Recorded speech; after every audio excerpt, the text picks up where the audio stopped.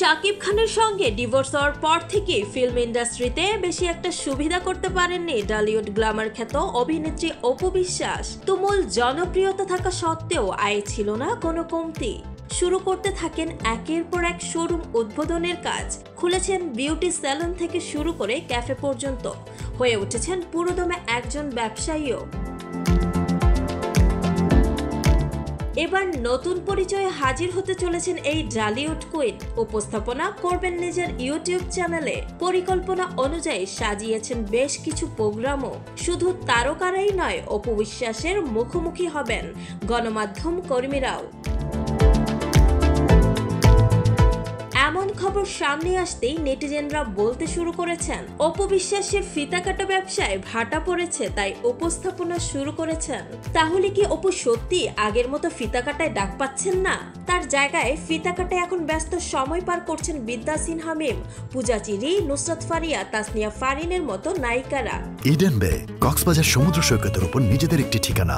মাত্র 5 লাখ টাকায় আপনিও হয়ে যেতে পারেন এই হোটেলের মালিক।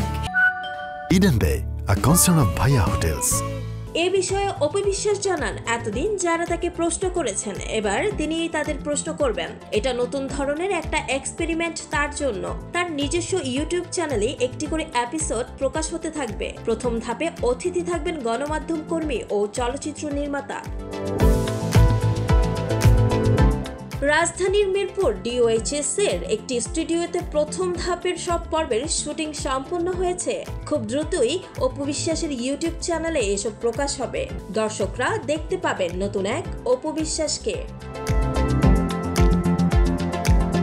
2004 সালে আমজাদ হোসেন পরিচালিত কাল সকালে চলচ্চিত্রে অভিনয়ের মাধ্যমে চলচ্চিত্রের শিল্পে যাত্রা শুরু করেন অপু বিশ্বাস। 2005 সালে এফআই মানিক পরিচালিত কোটি টাকার কাবিন চলচ্চিত্রে প্রধান নায়িকা হিসেবে শাকিব খানের বিপরীতে অভিনয় করেন, আর এই ছবিতেই তার ক্যারিয়ারের মোড় ঘুরে যায় তুঙ্গে।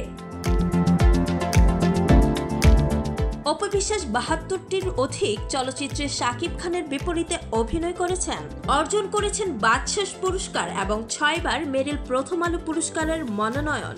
এদিকে এবছর ক্যারিয়ারের 20 বছর পূর্ণ করেছেন এই অভিনেত্রী, আর এই 20 বছর নিজেকে সাজিয়েছেন নতুনত্বের পূর্ণতায়।